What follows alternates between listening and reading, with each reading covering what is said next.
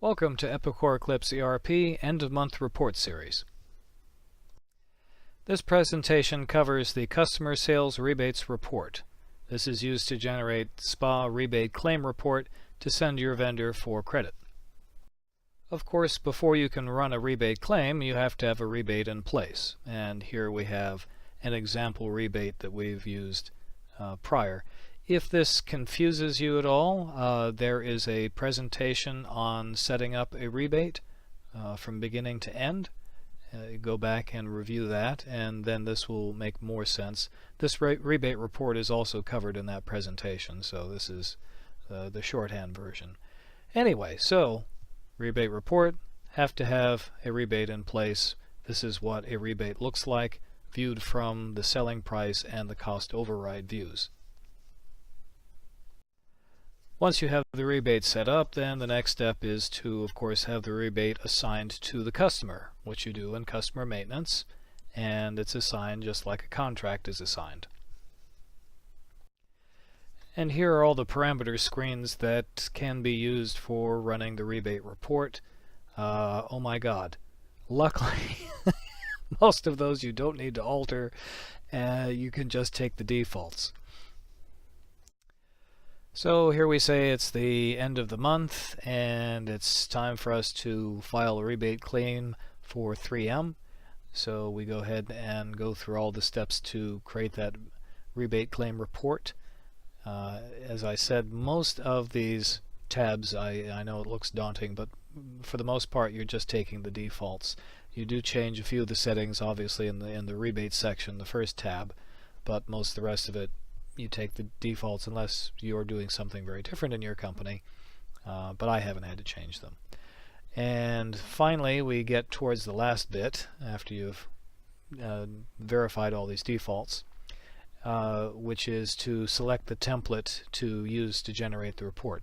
Because you're dealing with probably lots of different vendors, and each vendor is probably going to want different information on their rebate claim report, you probably will have to create a number of different templates so the output report needs minimal cleanup in Excel before sending on to the vendor. And to create your different templates, you go into File, Report Column Selection, and then you can create probably an unlimited number of templates and select which columns of information you want in the different reports. And then when you go to Run, ordinarily send to your hold file, you wouldn't ordinarily print this, then you'd select your template that you're going to use for this particular report run. And here we have our report output as viewed through our hold file, and as we said, ordinarily you wouldn't print this because you're probably going to want to dump it to Excel. So you'd put it in the hold file and then you'd take a look at it. If there's something that looks wrong, then you can click on the hyperlinks to look at the invoice number and verify that everything's copacetic, and then you'd go ahead and download it and import it to Excel. Getting a report out of Eclipse is a fairly simple and painless process, but then of course, everything's easy when you already know how. Anyway, you go into your hold file and then you find your report that you're wanting to download for export. You select it and then you do Tools Download. Then it's going to pop up a window, of course, to allow you to select a local directory on your local hard drive of your PC to download this export to.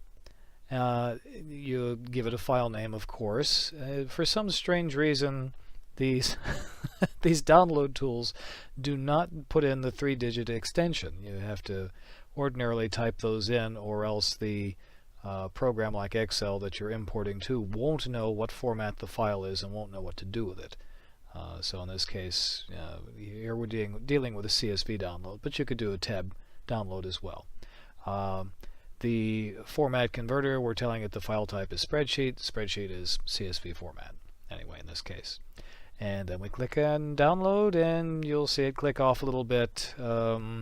It probably takes about a minute per meg to download. So it's not the speediest of things. But when it's done, go get your coffee in the meantime. You'll get this little download successful pop up, and then you can go through the next step of trying to import it into Excel. And here is our report data imported into Excel. I haven't done a cleanup on it yet.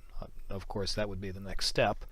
As you can see, doing an import to Excel, you open up a blank spreadsheet, you click on data and tell it from text format, give it the parameters, and zip and up it goes.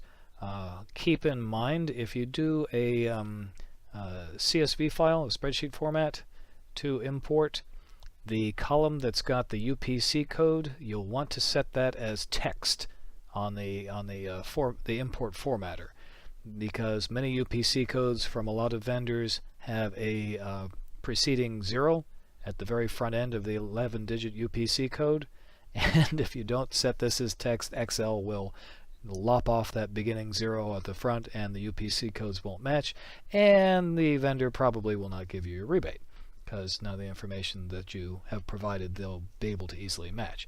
And that's annoying. So remember, UPC code field set as text.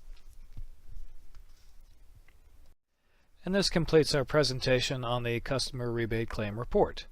Thank you for your attention, and as always, I am not Scott Zahn.